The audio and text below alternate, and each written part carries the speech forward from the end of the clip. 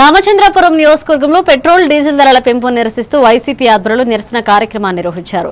పిల్లి సూర్యప్రకాష్ నేతృత్వంలో పార్టీ కార్యాలయం నుంచి ర్యాలీగా బయలుదేరి ఆర్డీఓ కార్యాలయానికి చేరుకుని వినతిపత్రం అందజేశారు. పెరిగిన ఇంధన ధరలతో సామాన్య రైతులు కార్మికులు తీవ్ర ఇబ్బందులు పడుతున్నారని నాయకులు ఆవేదన వ్యక్తం చేశారు.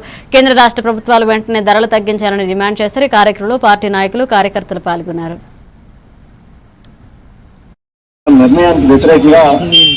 ఈరోజు వైఎస్ఆర్ కాంగ్రెస్ పార్టీ తరఫున రామచంద్రపురం నియోజకవర్గంలో ఈ నిరసన కార్యక్రమం చేపట్టాం. ఎందుచేత అంటే గడిచిన 2 సంవత్సరాల నుంచి నారా చంద్రబాబు నాయుడు గారు ఎన్నికల్లో ఏ హామీ ఇచ్చారు, ఎన్నికలు అయిపోయిన తర్వాత మరి ఆ హామీ నిలబెట్టుకుంటున్నారో లేదో మరొక్కసారి ప్రజలు ఆలోచించుకోవాలి. ఎన్నికల్లో ఆనాడు నారా చంద్రబాబు నాయుడు గారు అప్పుడు ప్రభుత్వంపై అంటే జగన్మోహన్ రెడ్డి గారి ప్రభుత్వంపై విమర్శలు చేస్తూ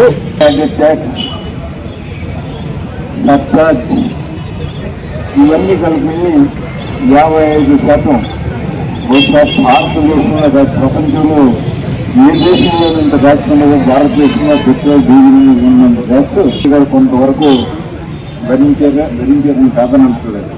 కానీ ఈ మాత్రం ట్యాక్స్ కూడా వేయకుండా చేయవలసినటువంటి అవసరం ఉంది.